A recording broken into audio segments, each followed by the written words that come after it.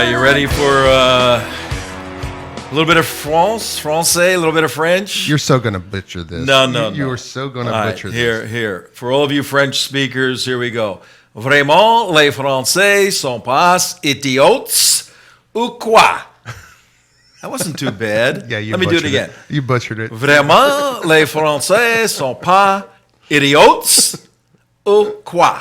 All right, what's Do you get any of that?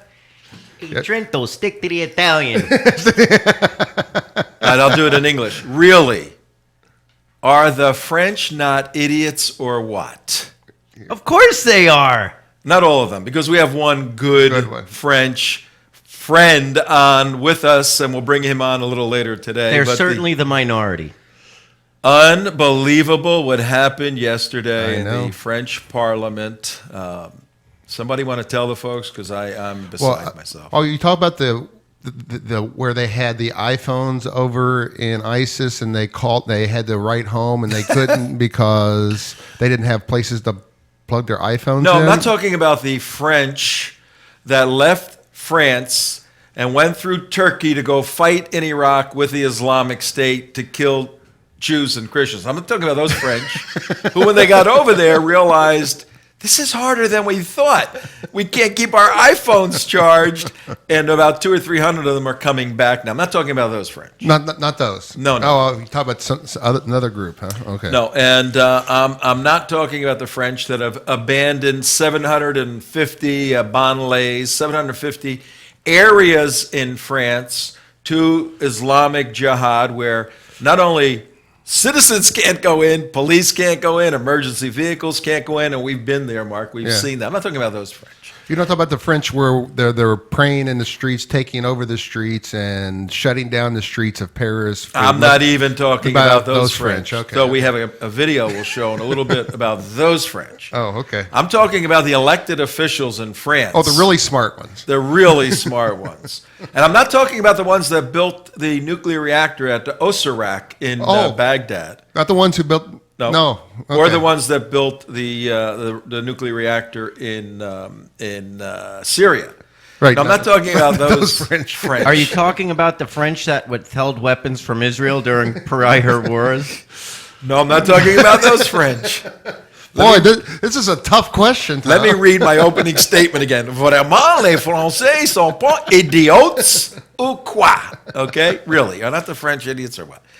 But all due respect to our French guest. In a little bit. Did you hear about the new French tank at the 2-speed? It's got neutral and reverse.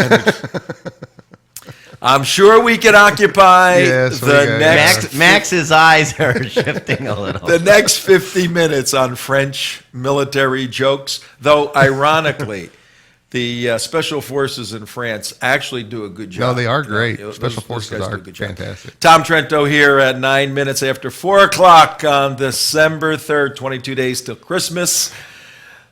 WSBR, 7:40 a.m. on your dial, folks.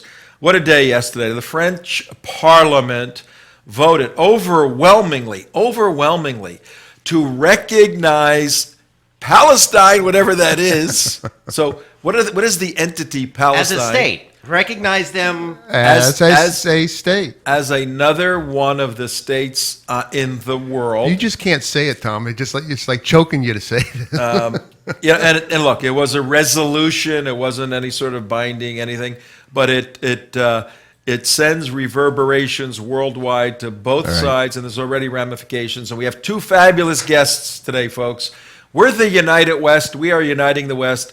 In a little bit, we're going to bring in our two guests, one from France, Skyped in, the other one from Israel, Skyped in. So both of them will be here to discuss this situation that has ramifications in France and ramifications. We can show them. Should we show them? The show. You want to bring him in? But you showed something else there. Yeah, I know. It was just Is there any secret information in that? It was a dumb thumb. A dumb thumb. Okay, yeah, that's a new term. All right, Tom Trento here, 10 minutes after 4 o'clock.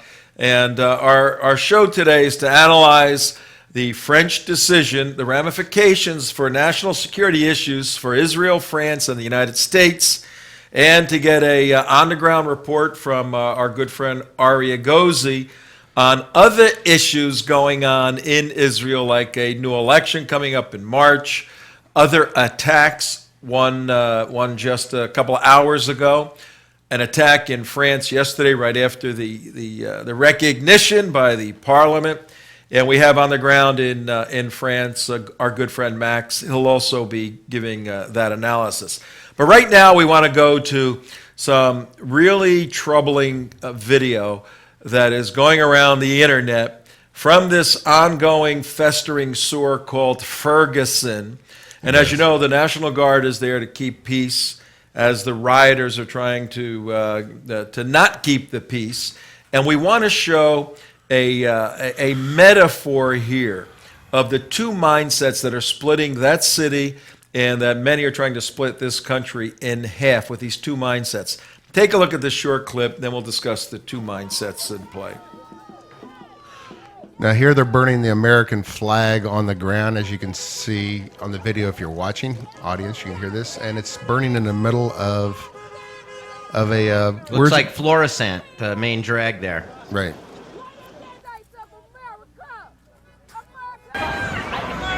Now we have some American soldiers coming across the street here. Hey, Laura, any comments on the guy who just got snatched out of his car back here by the police? I do know, but I can't comment on that. Okay, fair enough. I appreciate it. No problem. Just so you know, the guards over here are looking for pieces of the American flag that got burned. Why is that? Why is that? Because it's their flag. Oh, is it their flag? American guardsmen are looking for a piece of the American flag that just got burned in Ferguson. But They just like to pick up the pieces. Okay. So they're just looking for the pieces of the American flag. They're just looking for the pieces of the American flag. Did we tell the media about this? it's a piece of cloth. It's a piece of cloth. But it means something to them. But it means something to us. is what I the guardsmen appreciate you say. guys' service, but it's a piece of cloth. I'm like, shut up.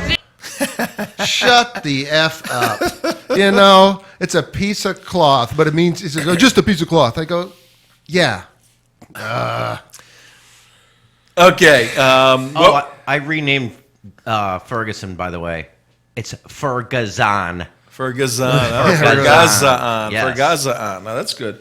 What you just saw, folks, and if you're listening on WSBR radio, 7:40 a.m. in the afternoon, 13 minutes after 4, you heard various words going on. If you go to theunitedwest.org or teapartycommunity.com, watch this segment.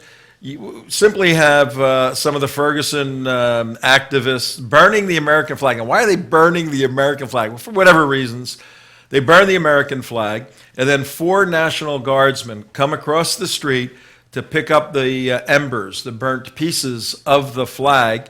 And the guy taking the video, who's clearly on the side of the agitators, asks why they're going over to pick up a burnt flag. And the gentleman responds to the videographer, says it actually means something to them, to the National Guard.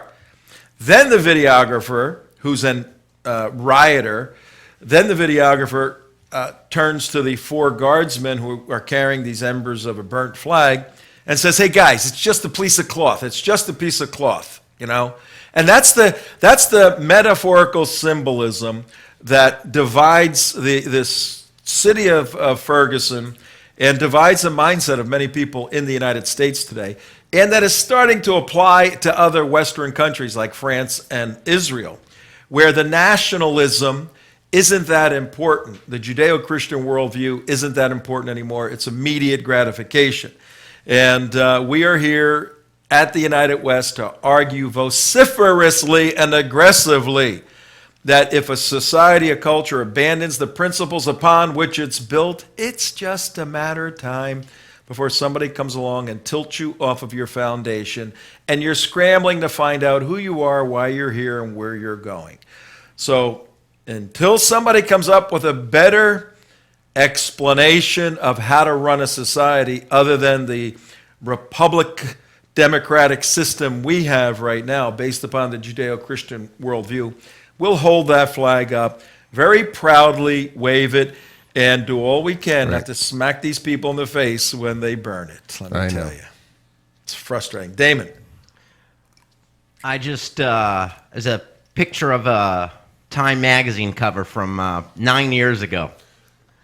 And if you look at this, it's clearly a riot scene with a guy throwing either a rock or a Molotov cocktail, and you would swear this picture was taken in Ferguson last week. It looks like Ferguson, yeah, but it's. I'll read it. I'll read the cover of this. So Good. this is amazing. What am I hearing? Now, decades of deprivation and despair ignited a revolt in France's gritty, soulless suburbs. France, If 2005. this doesn't, and what type of riots were they in France in 2005 where they were burning down neighborhoods? Well, let's go to the expert who is with us right now from France.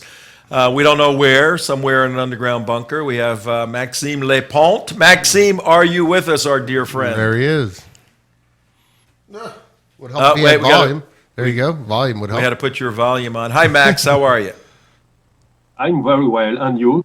How are you? We're doing extremely well. We are fighting the battle, as we know you are over there, and you are one of the good guys. But your wayward country.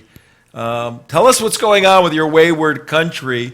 Not only with the riots from 2005, the situations that exist, but this vote in Parliament yesterday to recognize the Palestinians as some sort of legitimate state. Well, first of all, I have to remind you that the Parliament, contrary to what the media say, didn't vote to recognize the Palestinian state. It voted a resolution which invites the French government to recognize the Palestinian state. So it's not the same. Of course, it's a shame to vote such a resolution, but they didn't recognize the state. They do not have this power. They invited, it's written in the resolution, they invited the French government to recognize the Palestinian state. That's the wording of this resolution. Of course, the French media are saying exactly the same as the American media and the international media. They are saying that France voted to recognize the Palestinian state. But it's not the same. France did not recognize the Palestinian state. It will need, if such a decision is made by the French government, it will need a decision by future French governments. And the French foreign minister, Laurent Fabius, said during the debate that maybe France will recognize a Palestinian state in the 2 next years. So it's not... Okay, well, what do you think, though? We understand the distinction, the diplomatic distinction, that it wasn't a vote to recognize, even though it's a resolution, the Palestinians as having their own state. It's inviting the government of France to recognize. This is Diplo speak. Let's say the vote was held today. In your heart of hearts, Max, do you think your country, France, would vote that indeed Palestine should be recognized as a state? As I said, the parliament will never vote to recognize Palestine. The French government will maybe, in the future, decide to recognize the Palestinian state. But it's the government's task to recognize the state. It's not the French parliament. It has no power. But what I want to add is that the people who voted massively for this resolution were the socialists and the far leftists. 136 people from the right, from the UMP, the Nicolas Sarkozy's political party, voted against this resolution, and some people of the Front National abstained. So the extreme majority of the people who voted for this resolution were socialists. 279 socialists voted for this resolution. All the ecologists, we have an ecologist group in the French Assembly, voted for this resolution. All the communists voted for this resolution, and all center, yes, of course, and all the center left, which is called a big part of the center left, which is called Groupe Radical, voted for this resolution. But the right voted almost at more than 9 people from the right voted for this resolution, and 136 voted against this resolution. So there is a big divide between the left and the right in France concerning this So resolution. there's a big divide between the left and the right being those who would not vote. But again, I'm trying to, and we're having a little trouble with your connection overseas. So forgive me if I ask this question again. Are there enough votes right now in the parliament, whether it's a resolution, whatever the peculiarities or particulars are there a majority of elected officials in France? Are they in favor of Palestinians being recognized? Just where do you think their heads are? Are they in favor of the Palestinians being recognized as having their own state? Well, we have a very big socialist majority dating from 2012. So they will vote any resolution against Israel. We have to say that. Yeah. They are leftists, they are against Israel. They will vote any resolution against Israel. The problem is that we have the socialists in the power. We can do nothing against them until 2017, the next legislative election for the French Assembly and the next presidential election. We got the same problem. We got the socialists running the show here in 2016. So we're going to beat you to get rid of the socialists. Let's go to Arie for a second, because I'm going to go back and forth between you two guys. Arie, you just heard the explanation of the socialist influence, the communist influence in France regarding the Palestinians and the view of Israel. What's your perspective when you heard about this? Where were you when you heard the vote went through, and what was immediately reported in the Israeli newspapers? Reports were immediate, but no one was surprised.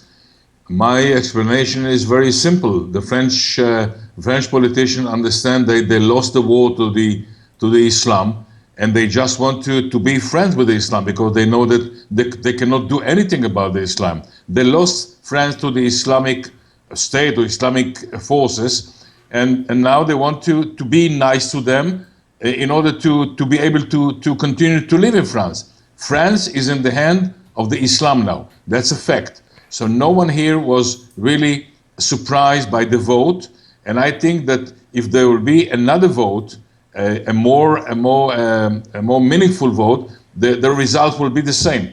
I will not be surprised. That's my explanation for what happened yesterday.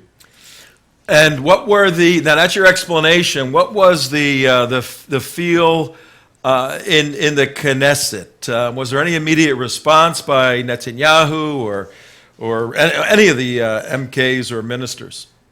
Our politicians since yesterday are busy fighting with each other on the coming elections, and I don't think that they even heard the news about what happened in France.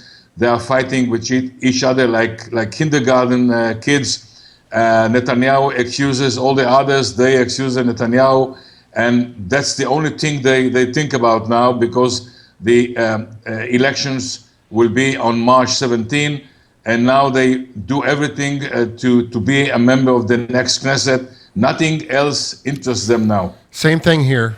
Yeah. Same thing, yeah, they're all the same. We're going to get into that. We're going to, in this hour, we're going to have you give us a lesson in Israeli politics. But first, we have to consume large amounts of alcohol to be prepared to understand that. It's so confusing. But I want to, before we let Max go, we have with us, folks, at 24 minutes after 4 o'clock. Here at the United West, we're uniting the West. We have Skyped in live from Israel, our national security analyst on the ground, Arie Egozi.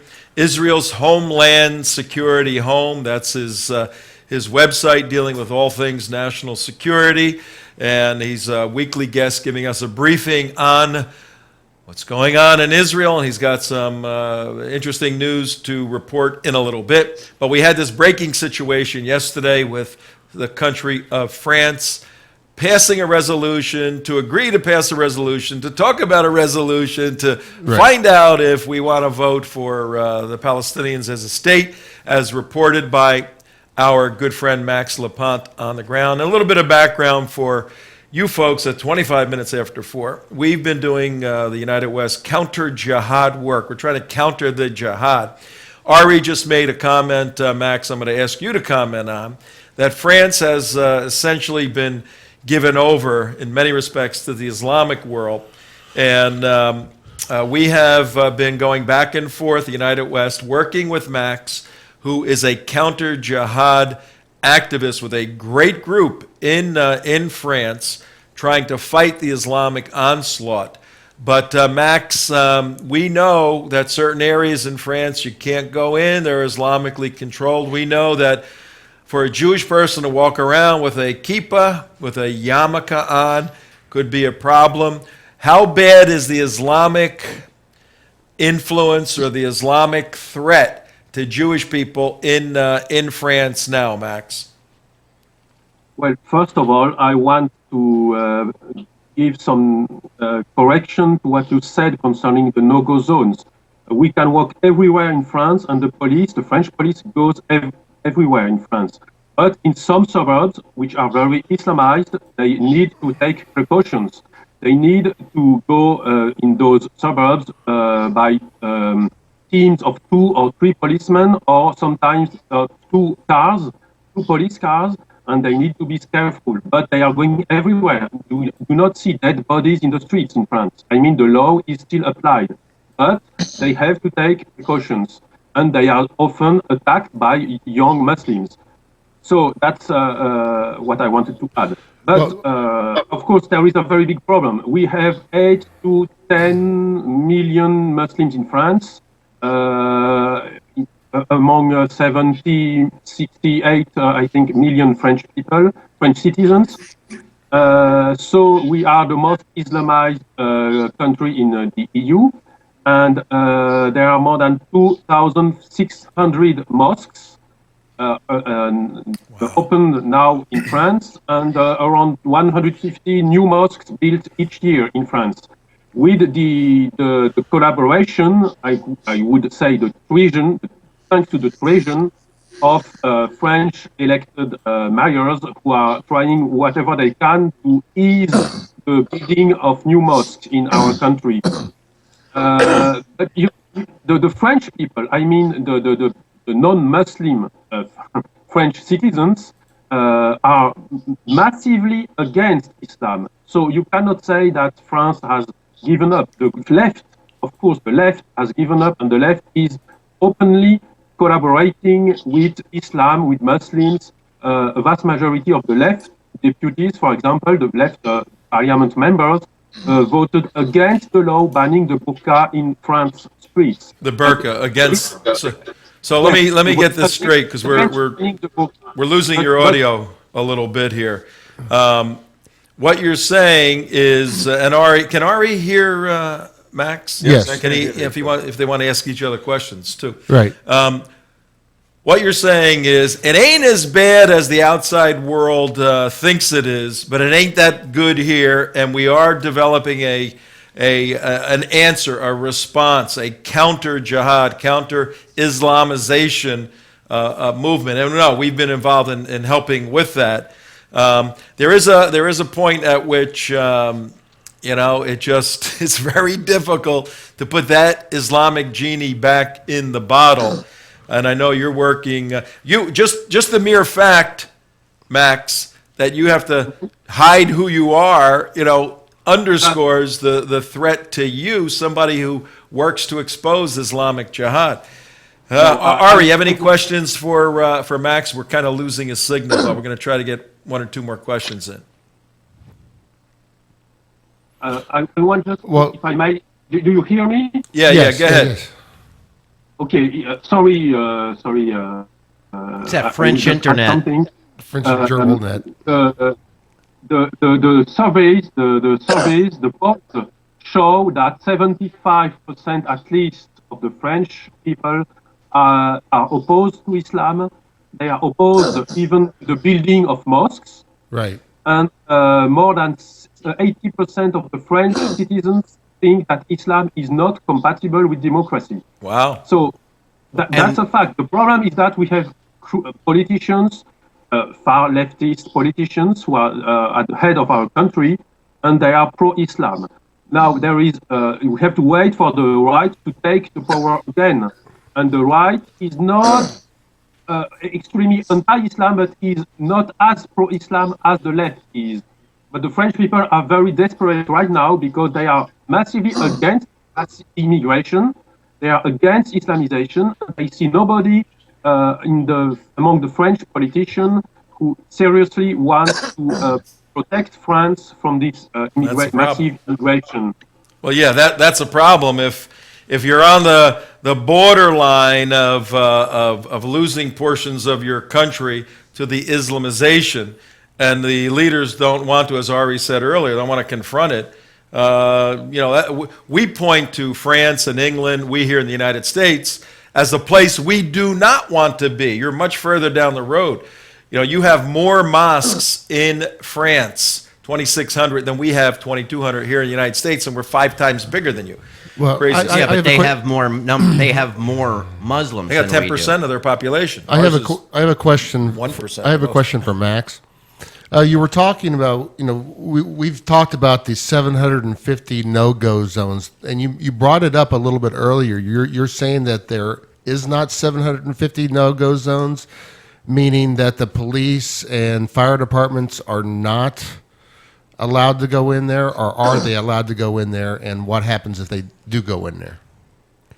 Well, they are sometimes attacked, as I said, but it's not a no-go zone. They go there, but they have to be careful. But they are They attacked. are sometimes attacked by young men. They are sometimes they have to arrest some young I want to be men. clear, because I want to be clear on our reporting. We're too. losing this signal, though. I want to be That's clear on probably- our reporting is, we said, many times that in France there are areas where Muslims control the area 100%, and that the police and fire department do not go. Is that not true, or is that true?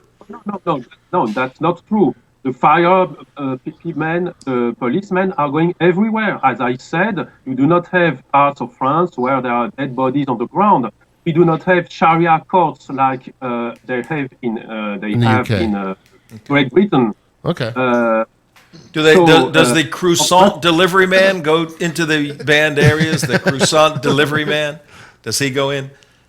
Usually, if they are called, and if it is in the zone in which they are delivering, they go there. But sometimes they are attacked. Sometimes they're attacked. Give me that croissant. That's no different than the pizza delivery guys in the bad parts of town here, In though. Chicago, I know. I mean, we have the same sort of problems, but this is a jihad issue with a worldview that wants to dominate and be supreme. We have a crime problem. This is a national security problem. Well, we do All right, have we're going to have to let him go Yes. because we're Yeah, really. well, we do losing have the signal. Paris law stuff. Well, yeah, we'll play it, but This is some of the video that Max actually, Yeah. and we shot. We like to play that for you all. It's actually pretty, but it's just play. 33, 40. All right, we can play it now. We have time to play this. This is a piece 33 minutes after 4 o'clock. Then after we play this, we'll have to let Max go. Then we'll get the complete report from Arie in Israel. Take a look at this, folks. We shot this a few years ago in France with Max. Mark, myself, Max were there. Max did the undercover footage work, and we did some of the other work. And take a look at Paris Lost.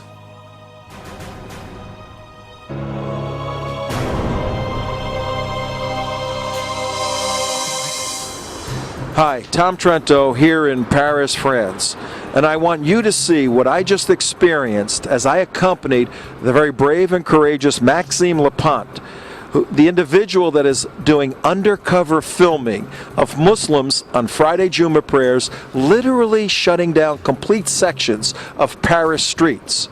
As I stood there, and you'll see it on this video, as I stood there and watched the prayer, I turned to my right and looked across this major street and saw a Virgin Atlantic megastore that sells books and CDs and art and entertainment. And I saw a metaphorical and a physical dividing line between 7th century barbarian Sharia-compliant Islam and the representation of Western civilization, of arts and entertainment and enjoyment in life. in the City of Lights, Paris. I want you to take a look at this and you be the judge. 7th century Sharia or 21st century Western civilization? Okay, so the Imam said on his video when he was recording, just when we arrived, you do not have the right to video the Muslim praying when they pray. You can do it before or after, not during the prayer. He said you're not allowed to pray. This is actually what you see in this video of a Paris street. Law, you can't do that. Is he elected? Is he elected by the government? There's an imam making this law. You can't videotape this event. Or something like that. This is 4 years ago, I noticed, Yeah. December 2010. Muslim law or something? That they can't. What? Is it a Muslim law? I don't know. We went there to videotape, and they're saying you can't videotape, but Max had his undercover camera on, so we did Right. videotape. And what you see here is about 2,000 Muslims defying French law, They just taking over, shut the streets down. shut the streets down totally for, just Muslim prayer. Close down business, close down, completely against Had never been French law. Completely illegal. Completely illegal. You don't have the right to pray, stupid man in law. Yep. broadcast a prayer in the street in France. But we just go show more and more of the people in the streets just taking over the streets praying, and it's all over. We were walking through this group of Muslims, and it was just all over the place. It was amazing. And Max, is this still happening in France right now? No, this has stopped. In September 2011, the French Interior Minister, at this time the government was a right government of Nicolas Sarkozy, when Nicolas Sarkozy was our president, the Interior Minister decided to ban such illegal Muslim prayers. So he decided to enforce the law at last. And they sent the policemen to discuss with the imam and to tell the imam that it was not going to be allowed the next week. And it stopped. There was no riot. There was nothing. It stopped. So Okay. it was very stopped. In fact, Well, that's amazing. it was- That yes, is it was very amazing. easy to enforce the law. But the problem is that we have now the leftist government which sides with Islam and Muslims. That's an extremely big problem. Okay. Yeah, the left government. We got the same problem here, Max. We will catch up with you in a week or two to see what's going on there. And we thank you very, very much for being with us, Max Lepante, very, very brave Max Lepante, who for many years has gone into some of these very difficult areas and produced phenomenal undercover footage of the Islamization of certain parts of France, not just the Parisian area, certain parts. Thank you for your time with us, and you take care. Let's go now to Israel at 39 minutes after 4 o'clock on a beautiful December 3rd. South Florida, Tom Trento, your host, Enemies of the State, the name of the show. WSBR, W Sunny, Boca Raton, 740 AM. Also, we're on Breitbart TV. We're on theunitedwest.org. We're on Tea Party Community. And we have with us Arie Egozi, Israel's Homeland Security Home. Go to that website to see everything that Arie is doing. Arie, how you doing today in the Tel Aviv area? Tel Aviv area, it was a beautiful day, a sunny day, but the politicians are ruining everything. They decided to have an election next March for no reason, because they called like children on some stupid law, and they blaming each other since yesterday, and that will cost 2 billion Israeli shekels. Whoa. This money is needed for security, for the defense budget, and they are going to throw. It will cost more than 2 billion Israeli shekels. You know where you start. You don't know where you end up, and this is a waste of time, waste of energy. Some laws that were on the process of being approved, everything was stopped now, and everything will be in a chaos until next March, until they form a new government, and it will be the same thing. It will be the same thing. But Some Arie, people let me move ask you around, this, but 'cause everything will, bottom line, it will be the same thing. we don't understand here in the United States. We have elections every 2 years, and some of them are local elections, some of them are federal, some of them are presidential every 4 years. We can't say, let's have an election. You know, we can't do that. Don't Too you bad. have what? That's too bad. Yeah, I know. Too Israel bad. system- Yeah, no. Don't you have set election?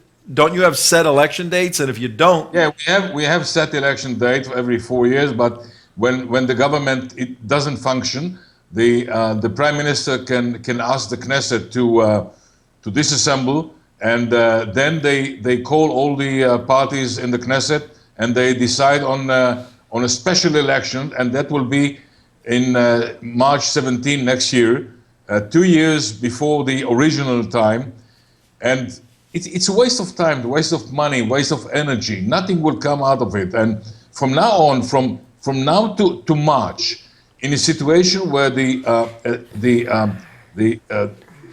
things in Israel are very, very touchy. You know, in defense in Jerusalem, only 2 hours ago, two shoppers were stabbed in a supermarket in Mishor Adumim near Jerusalem, and the Palestinian was shot by one of the shoppers who had a gun with him. And yesterday, a Palestinian was caught with 5 homemade explosive devices.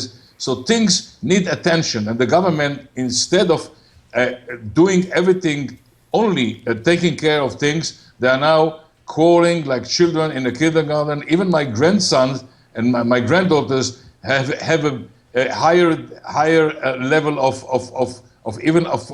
argument and crawling. You should hear last night the accusation that flew from one side to the other between Netanyahu and the ministers in his coalition. That's how did it come to that? I mean, I was there a couple of weeks ago, and the independent terrorist jihad attacks were the main news items. Overblown a bit. I mean, some serious stuff, obviously, but that instability that you're talking about didn't seem to be there. And so, how did that? What is the core issue they're fighting over, and how does that affect their relationship right now with the United States? How does it affect the recent decision by the P5+1 to extend talks with Iran until March of next year and then to July of next year?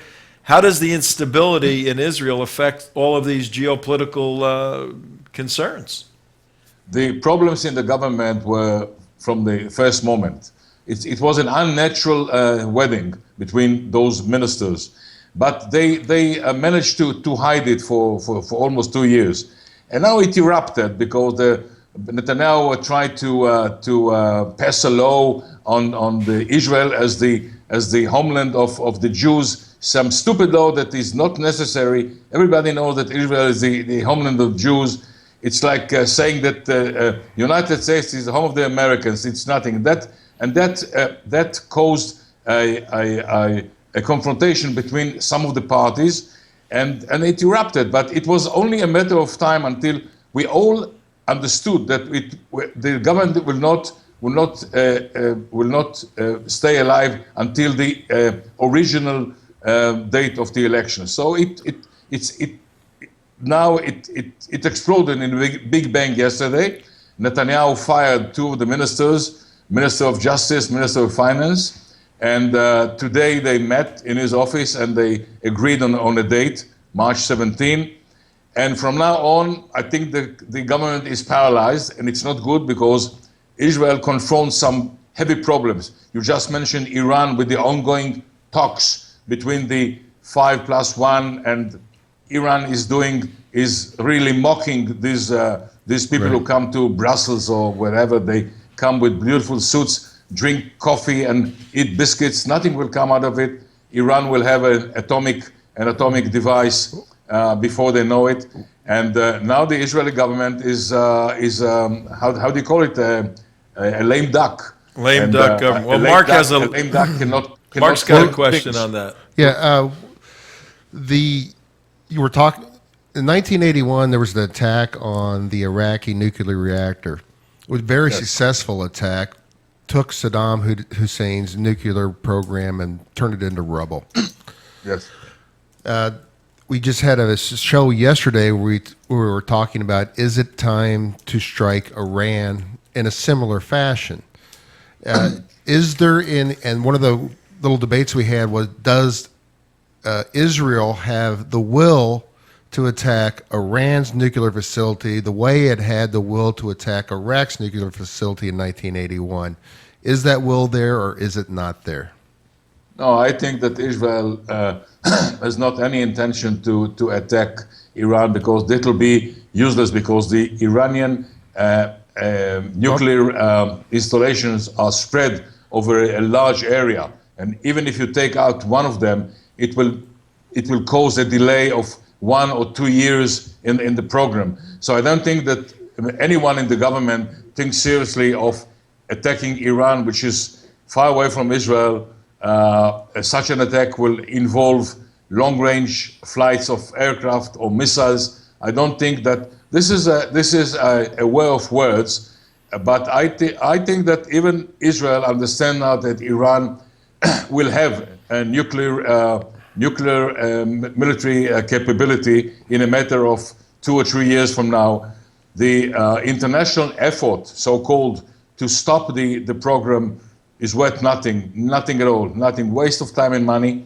And they can talk for months and then prolong the talks for another 5 months, 5 years, 15 years. The Iranians are very clever people. They know how to smile. They know how to be very polite, and they deceive everyone. So I don't think that Israel will take action, military action against Iran. So the nuclear capability of Iran is a fact, is a solid fact. No General Ivory on board, huh? There's no General Ivories today. Okay. Yeah, the geopolitical ramifications of Iran getting a bomb. I mean, a lot of the theorists have been discussing this for quite a while. How that will change the whole dynamics. The Saudis are going to need one to protect themselves. They're going to go to Pakistan maybe, or it's going to be insane. AQ Khan, right? AQ, the father of the Paki bomb. Now there's a Persian bomb coming online. I mean, the world's getting crazier and crazier. Here's something. It doesn't take. People say they're so far away on getting the ballistic missile capability. Only two days ago, the oil minister of Saudi Arabia said that he's ready to sell oil to Israel. He's ready to sell oil to Israel. So that shows that even the Gulf states understand that they are on the same side of Israel vis-a-vis Iran. Iran is the enemy, not Israel. He said openly that he's ready to sell oil to Israel.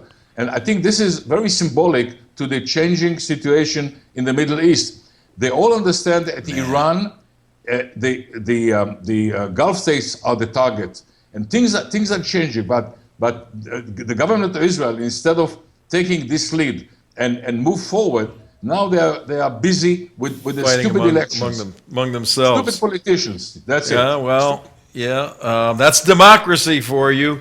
But if Saudi Arabia is offering to sell oil to Israel, I mean, this is like you got a whole bunch of bullies. That's like the Hatfields willing to sell oil to the McCoys. Yeah, but you got a whole bunch of bullies around like a circle, and one of them comes to the center and starts threatening everybody. So there's a coalition, there's an alignment of these two people because that one's going to.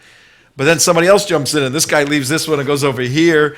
I mean, people that the Saudis hate the Jews, but they're lining up with the Jews because that guy's worse. So unbelievable. And you know what? This thing has caused a lot of this. The immediate communication through smartphone technology. Oh, that was the Arab Spring. The Arab Spring never would have happened without Twitter. And Arie and I met with Uzi Rubin. And remember what he said, Arie? He said, this is a control device for delivering a missile now. It's got that much technology that you can, the Hezbollah can control missiles with these things. Exactly.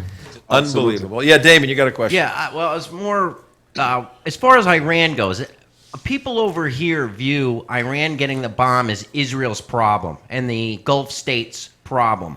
Right. You know, us doing work with Impact America and others, they don't need the ballistic missile technology in order to inflict severe damage on our country, the United States. Right. A dirty nuke could fry our electrical grid so fast, and if you think that won't lead to millions of deaths, just look at Ferguson. Just look at what happens when there's a hurricane here after 48 hours, people freaking out. Iran does not need the ballistic missile technology. Our intelligence departments have no clue what's really going on in Israel. Even if they were to get these inspections, it's like playing three-card Monte with them. Absolutely. Yeah, and plus we have in the Obama administration, we have very pro-Iranian advisors to the president. So we're all screwed basically. But we're gonna save the West, Israel, and America. We're launching the Israel Security Project. Yes, we are. Ari, and that's a 2-year campaign, a social media activist campaign. And that's I tell you what, this let social me get media it thing. out. Okay, I'm sorry. To repair the relationship that between Israel and the United States on an administrative, a federal, a legislative, and an activist level that's been caused by Obama. And then we're going to join together with Israel. This is our plan to fight the bad guys because, as you just saw, it ain't going to come from France. It ain't coming from England. It ain't coming from Canada. It ain't coming from Mexico. It's you and I, baby. That's what it is. But you're exactly right, Tom. You know, our strategic missile is that thing that you held up. And how can you get that message further, wider, louder, and stronger is through involvement with Israeli people, get their voices involved, bring this fabulous modern-day technology that we have at our fingertips, which was not available before World War II. Yep. If that technology was available, you know, World War II might not have happened. We're doing this to prevent, you know... Prevent this behind me. This thing... Not just that, but go do the Paris? The Paris thing. Look at behind me, folks. We put this this up in particular. You can pull out a little bit. It says, welcome to France, pardon our Muslims. Welcome to France, pardon our Muslims. You know, I just had a thought, Tom. That's what we don't want occurring in Israel or in the United States. Well, and the nerve of France to tell Israel how to take care of their Islamic problem. You know, when they're that is comical beyond comical. And I want to tie Ferguson into this just a little bit because of CARE's involvement. Let's say that Ferguson was, the 12 buildings of Ferguson were torched by Muslim ISIS people. Okay. Would we not be screaming terrorism? Oh my God, we got to stop ISIS from coming into our country and burning down our businesses. 12 of them, look at it, it's all on fire. No, but that's not what's happening. The deprived and the disadvantaged did it. So and I think that's what the mindset is happening in France, is that they're burning down stuff and they're taking the same attitude with the Muslims over there that we are taking with the blacks who burned down Ferguson over here. And that's the parallel I'm trying to make. Is Ferguson. Clear. Ferguson. All right, Ari, we got a question for you at 53 minutes after 4 o'clock, Tom. Trento, WSBR on the radio, folks. If you like what you're hearing, go to our website, theunitedwest.org. We have all kinds of information. If you want to see past shows, go to our YouTube archives, youtube.com/our name, The United West.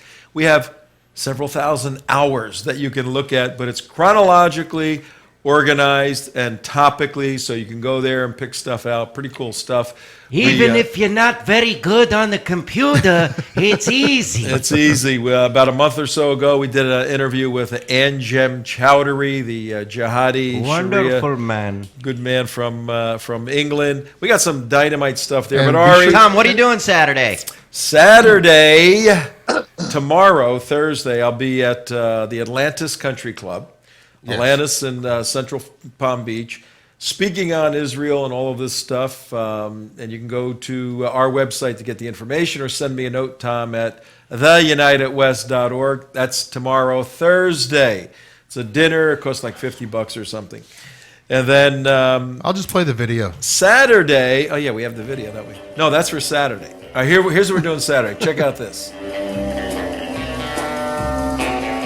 All right. James Bond ain't got nothing over Gary Burnson. And you can be with me Saturday, December 6th in Fort Lauderdale, Florida at Nick's Restaurant. Gary Burnson, 30 years CIA, Directorate of Operations, 3 station chief assignments. He headed up the analysis and investigation of the East Africa embassy bombings.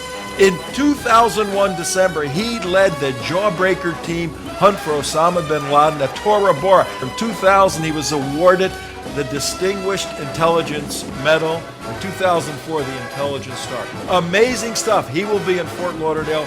I'll be introducing him. He currently is a National Security Advisor for the Concerned Veterans for America. But if you want your spine tingle and you want to hear amazing stories from an inside spy guy, CIA guy, come with us, have a great meal this coming Saturday, December 6th, 1 o'clock, Nick's Italian Restaurant, Fort Lauderdale. Be there. You will not regret it. Contact Tea Party FTL. Tea Party FTL at gmail.com. Tea Party FTL at gmail.com for your tickets. Tom, you say it so much better than you say it. I know. my what's that thing when you got a doppelganger? Your whatever it is? doppelganger says so much better. Hey, Arie, here's what we have for you. We are coming over there with a group of about 30 or 40 people on March 21st, 2015, just 4 days after your crazy elections, so it should be fun. There are some folks that are going, "Oh, it's too dangerous. We're scared to go to Israel." What are your thoughts about that, Arie? Anyway, of course, you don't go to the Arabic quarters of Jerusalem. Not even before this riot started. If you stay in central Jerusalem or in Tel Aviv or in Haifa and other parts, it's totally safe. And you see that even if an attack occurs like the one that occurred a few hours ago, the response is immediate, and the attacker is on the ground in seconds. So I don't think that there any problem going anywhere. If you're smart, of course, you don't go into some parts of Washington D.C. at night if you are sane. So the same thing here. If you're a tourist, if you go to Jerusalem, to the holy places, if you go to Tel Aviv, to Eilat, Beersheba, all other parts, fully safe, totally safe, no problem at all. Excellent. And our tour, Tom at theunitedwest.org, it's about $3,000, folks. We have a few more seats left. Frank Gaffney, myself, Ronnie Wexler, and Ambassador Yoram Ettinger will be with us, plus some other speakers. I think we're going to try to get Arie there and a couple of his friends to. I'm not going if I can't meet Arie. Yeah, you'll meet him. Oh no, you'll definitely meet him. So contact us now. Get that settled. Israel's a safe place. Just came back. I'm all in one piece. Safer than Chicago. It really is. All right, Safer Arie, than Ferguson, that's for damn sure. Yep. Arie, we're going to let you go. We're down to the end of the show, but if something breaks, we'll get to you sooner than next Wednesday. If not, we'll see you next Wednesday, okay? No problem. Thank you very much, Tom. Thank you very much. Take it easy. Shalom. Bye. Arie Egozi, folks, Israel's Homeland Security Home. That's his website. Go there for all types of information. Our overriding theme today was very simple, 2 words: France sucks. It's not too hard to Max figure is still out. online, I think. Max, look, he's French. I know, he's gets our it. dear friend. He's fighting for his failing and dying country. Well, like we are. But I tell you what, You know? of course, same thing. They're just further ahead, and we defend America. It's not that bad, all of that. But when we go over there, we have such a good time, and there are great people there. It's the stupid leftist, socialist, communists. See, that's the indication of Western civilization. When you go to collectivism as opposed to individual responsibility, you get Fergusons or you get crazy Paris. In any event, gotta go tomorrow. Great show tomorrow, Thursday. Silent Conquest, a movie about free speech. Right. We will have on Claire Lopez, former CIA operations officer who stars in the film, and Ezra Levant from Canada, who just lost a lawsuit in Canada because he called a jihadi running a jihadi organization an anti-Semite, and you can't say that stuff. You can't say that stuff in Canada. So tune in tomorrow, and we're going to turn that thing upside down on its head. See ya.